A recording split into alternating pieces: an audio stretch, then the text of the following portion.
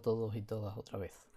En este vídeo vamos a analizar un circuito que incluye un amplificador operacional con realimentación positiva que ya vimos en un vídeo anterior, pero en este caso vamos a tratar de calcular la VTC, la curva de transferencia de voltaje, y veréis cómo da lugar a una situación curiosa. ¿De acuerdo? Bueno, en primer lugar, si recordáis, cuando nosotros tenemos un amplificador operacional con realimentación positiva, su salida solamente puede estar en dos estados que llamábamos pues saturado positivamente, ¿no? Saturación positiva o saturación negativa. Es decir, la salida está al máximo que puede dar el operacional debido a la alimentación, le llamamos más VCC, o al mínimo y le llamábamos menos VCC. El circuito es la configuración parecida a el amplificador el amplificador inversor, pero en este caso, como veis, tienen cambiado el más y el menos, y la realimentación va a el más. Aquí se trataría de colocar aquí una fuente de valor VI y tratar de ver la representación de VO frente a VI. ¿De acuerdo? Bueno, la manera de hacerlo, como el operacional puede estar en dos estados, sería suponer que está en uno de ellos y transformar esa suposición en una condición, no la suposición, sino la condición para que el operacional esté en esa zona concreta en una condición para VI. Aquí lo tenéis un poquito más claro. Si tenemos realimentación positiva, podemos estar en dos posibles estados. Entonces vamos a suponer primero que estamos saturados en la zona positiva. En tal caso deberá ser el voltaje diferencial de entrada, el V más menos V menos, mayor que 0. Daos cuenta que cuando tenemos realimentación positiva, V más no tiene por qué ser igual a V menos. Eso ya lo discutimos en un vídeo anterior. ¿De acuerdo? Y la salida solo puede ser o más VCC o menos VCC. En este caso vamos a suponer que es más VCC. Al sustituir el operacional por su modelo, como la resistencia de entrada sí que sigue siendo infinita, nos quedaría este circuito. En la zona de entrada no ponemos nada, en la zona de salida ponemos la fuente de valor más VCC. Aquí tendríamos VO y este sería la entrada positiva, la entrada no inversora del operacional. La entrada inversora está a la referencia y aquí nos quedaría la VI que he dibujado antes. De esta manera, si VO es más VCC, tendríamos este circuito y aquí queremos calcular cuánto vale VD. Bueno, tenemos dos maneras muy sencillas de calcularla. Una es hacer este salto, esta diferencia de potencial, como suma de 2, esta que sería VI más esta segunda que sería I por R1, y la I la calculamos como voltaje aquí, que sería VCC menos VI y partido por la suma de las dos. Esto es lo que hemos hecho aquí, ¿no? De forma que tendríamos VI más I por R1 y la I es VCC menos VI partido por R1 más R2. Y operando un poquito aquí me quedaría R2 partido por R1 más R2 VI más R1 partido por R1 más R2 VCC. Más sencillo para llegar a este resultado todavía es utilizar el principio de superposición. Si anulo esta fuente me quedaría un divisor de tensión para VD, R2 partido por R1 más R2 VI, lo tengo aquí, y si anulo esta fuente me quedaría un divisor de tensión para calcular VD, donde ahora VD sería R1 partido por R1 más R2 VCC y me quedaría el mismo resultado. Sea como sea, para que la hipótesis sea correcta, la VD tiene que ser mayor que 0. Y esto lo tenéis hecho con más detalle en la diapositiva anterior. Ahora iré, aquí veis que la VD es este valor, luego esto tiene que ser mayor que 0, ¿de acuerdo? Y eso es lo que tenéis hecho aquí. VD será mayor que 0, si solo si esto es mayor que 0, multiplicando por R1 más R2, como es positivo, no me cambia el sentido de la desigualdad, me quedaría R2VI más R1VCC tiene que ser mayor que 0, lo cual se verificará si solo si, pasando R1VCC al otro miembro, R2VI es mayor que menos R1VCC, y lo cual, transformado ya en una condición para VI, se dará si solo si VI es mayor que menos R1 partido por R2VCC. Es decir, que si se verifica esto, entonces la VD será mayor que 0 y por tanto la hipótesis es correcta y la VO sería más VCC. Fijaos que este es un valor negativo, menos R1 partido por R2 VCC, por tanto si yo esto lo representara VO frente a VI, pues en un punto negativo es algo que tenéis aquí, en este punto negativo menos R1 partido por R2 VCC es donde a partir de ese valor la salida sería positiva. Por tanto, de esta gráfica yo podría dibujar, esta zona, ¿de acuerdo? Y decir, esta zona es lo que me ha salido suponiendo que la VO, que el operacional está saturado en la zona superior y me daría ese comportamiento. Bien, ¿qué ocurre? Pues que el operacional puede tener el otro comportamiento, que es que esté saturado negativamente. Si es así, pues yo esperaría que me diese el complementario de esta zona y por tanto en el resto de valores de VI esté saturado negativamente. Y lo vamos a comprobar. Bueno, pues suponemos que la VO es menos VCC, sustituyendo ahora el nuevo el operacional por su modelo, me quedaría el mismo circuito, pero la fuente en lugar de más VCC es menos VCC. Sabiendo el modelo que tenemos cuando el operacional tiene realimentación positiva y por tanto analizaría exactamente igual. ¿Cuánto valdría ahora VD? Lo hago exactamente igual, por ejemplo, utilizando lo que dijimos antes de el principio de superposición, la contribución de VI anulando aquí sería R2 partido por R1 más R2 VI, aquí lo tenéis, y la contribución de VCC anulando aquí, bueno, pues sé que aquí tengo menos VCC y utilizando igual un divisor de tensión me quedaría R1 partido por R1 más R2 y multiplicado por el voltaje en este nodo que es menos VCC. Por eso tengo menos VCC R1 partido por R1 más R2. También se puede hacer de la misma manera que lo hice antes, con dos saltos VI más I por R1 y eso lo tenéis hecho también aquí. De forma que esta hipótesis será correcta siempre que la VD sea menor que 0. ¿De acuerdo? Como la VD tiene este valor, eso lo tenéis hecho aquí. Si la VD será menor que 0 siempre que esto sea menor que 0. Y ahora multiplico otra vez por R1 más R2. Por tanto, se dará así solo si R2VI menos R1VCC es menor que 0. Y eso se dará así solo si R2VI es menor que R1VCC. Por tanto, transformado ya para una condición en VI,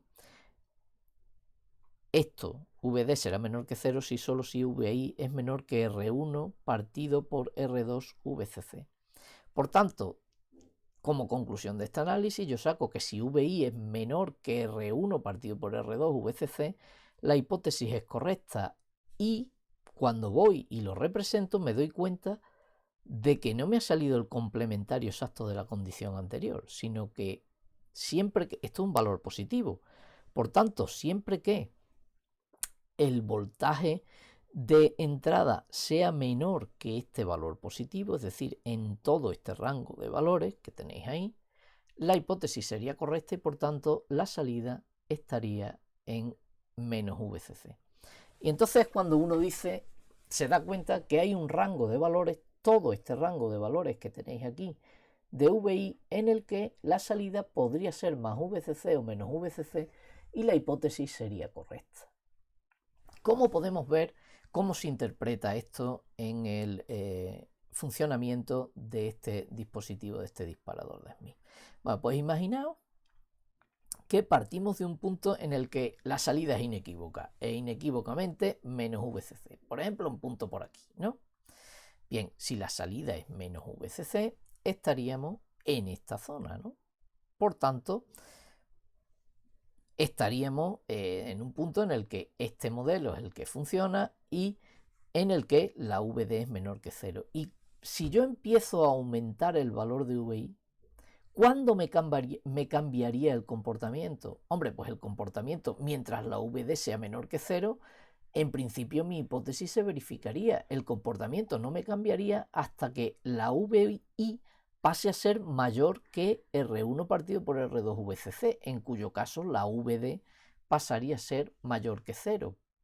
Eso visto en mi esquema, en mi VTC, quiere decir que si yo parto de aquí y voy aumentando la VI, pasaría este valor, pero la salida seguiría siendo menos VCC, vendría por aquí y hasta que no llego a R1 partido por R2 VCC no cambiaría el valor, pasaría a positivo y a partir de ahí si sigo aumentando me daría igual porque ya la salida seguiría siendo siempre más VCC. Es decir, si parto de un valor inequívocamente negativo, es decir, en el que la salida sería inequívocamente negativo y voy aumentando, haría esta VTC que tenéis aquí y no cambiaría hasta R1 partido por R2 VCC. Pero imaginaos ahora que hago justo lo contrario, es decir, parto de un valor en el que la salida es seguro más VCC, por ejemplo este, y voy disminuyendo. En tal caso estaría aquí. Partiría de aquí con este comportamiento.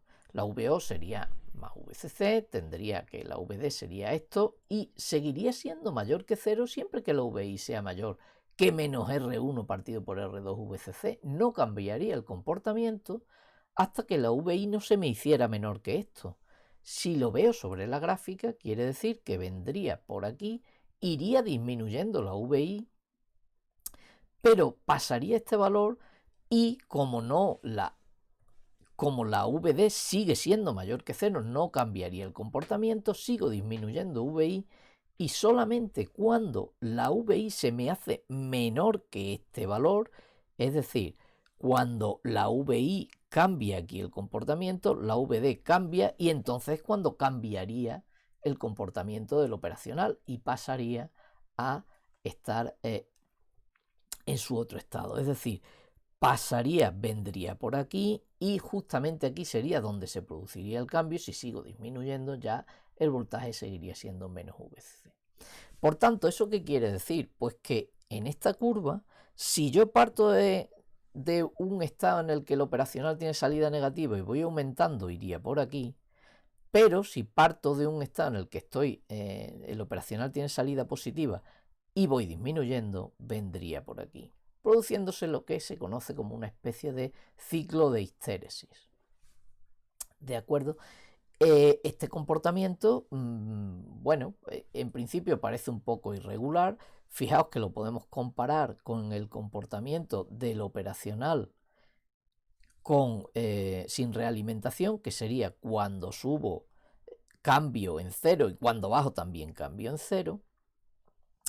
Y este parece un poco irregular. Sin embargo, tiene una aplicación bastante interesante, que es lo que se llama el comparador con histéresis, que la tenéis ilustrada aquí. Imaginaos que nosotros tenemos una entrada que tiene una evolución claramente ascendente. La evolución sería la de la línea amarilla. Esto es la evolución con el tiempo de la señal de entrada del comparador. Sin embargo, tiene una especie de ruido, unas fluctuaciones alrededor de esa tendencia clara que tenemos de subida, ¿no? Bien, un comparador sin histéresis que provocaría cada vez que la entrada pasa por 0, es el comportamiento. Cada vez que la entrada, imaginaos que la entrada es mi voltaje diferencial, cada vez que la entrada pasa por 0, tiene un cambio de estado, es decir, tiene un cambio de salida, o positiva o negativa.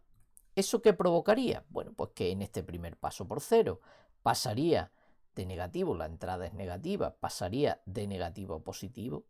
Me estaría diciendo ahora que hemos pasado por 0, pero cuando paso otra vez hacia abajo, por aquí, tendría otra vez un cambio hacia abajo de salida. Aquí otro cambio en el que la entrada vuelve a ser positiva, volvería a darme la salida del comparador sin histéresis a positivo.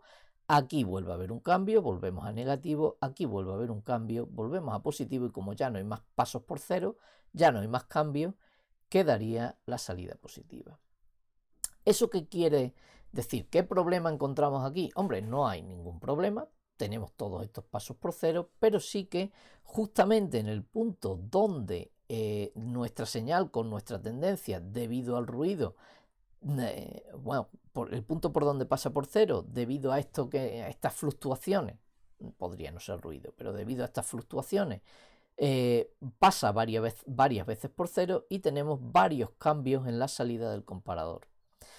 Esto podría ser un problema si estos cambios, por ejemplo, está disparando cambios de estado en un sistema digital síncrono. ¿De acuerdo?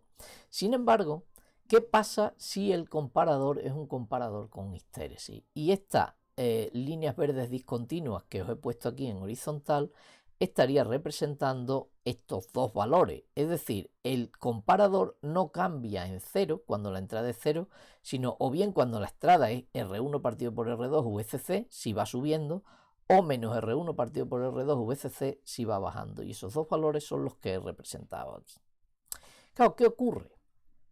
Si VI es la entrada al comparador con histéresis, el comparador no cambiará su estado, estamos en un valor negativo, venimos de un valor negativo y no cambiará, por tanto, hasta que no llegue a este valor de aquí.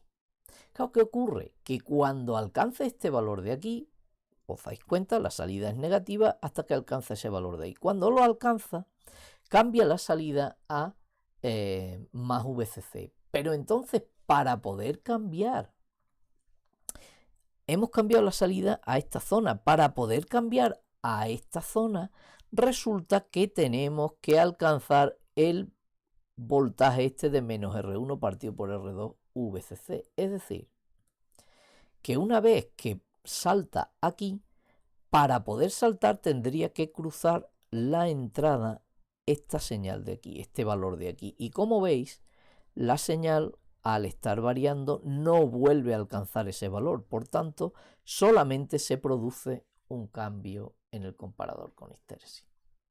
Recuerda, esta sería la aplicación de este comparador con histéresis, tratar de reducir al máximo cuando las señales tienen fluctuaciones, las fluctuaciones de la salida del comparador debido a esas fluctuaciones en la señal de entrada. ¿De acuerdo? Daos cuenta que al final, hombre, hay un pequeño error sobre por dónde pasa por cero esta tendencia de nuestra señal, por dónde se producen todos los pasos por cero de nuestra señal de entrada cuando el comparador es sin histéresis, o dónde se produce el cambio cuando el comparador es con histéresis. Pero lo que sí conseguimos es que solamente haya un cambio, ¿de acuerdo? Bien, esto del comparador con histéresis tenemos varias configuraciones. La que nosotros acabamos de ver es el comparador con histéresis, el comparador no inversor con histéresis. Existe un comparador inversor con histéresis. Incluso existen esquemas en los que esta variación que tenéis aquí no se produce alrededor de cero, sino alrededor de un determinado voltaje de continua, o que sea positivo o negativo, ¿no? Bueno, existen muchas variantes del comparador con histéresis, pero bueno, nosotros hemos visto la más simple. Y con esto terminaríamos lo que es nuestra explicación de circuitos simples con amplificadores operacionales, circuitos básicos. Lo último que nos queda, por tanto, para terminar el tema es ver algunas características más de los operacionales reales que lo separan de su comportamiento ideal, que lo distinguen del comportamiento ideal, y algunos ejemplos de amplificadores operacionales en forma de circuito integrado, que es como hemos dicho que nos lo van a dar siempre, que lo vamos a tener siempre, pues algunos ejemplos prácticos de amplificadores operacionales que se pueden utilizar, ¿no? Y pues las diferentes implementaciones que podemos encontrar. ¿De acuerdo? Pero eso ya lo veremos en un último vídeo.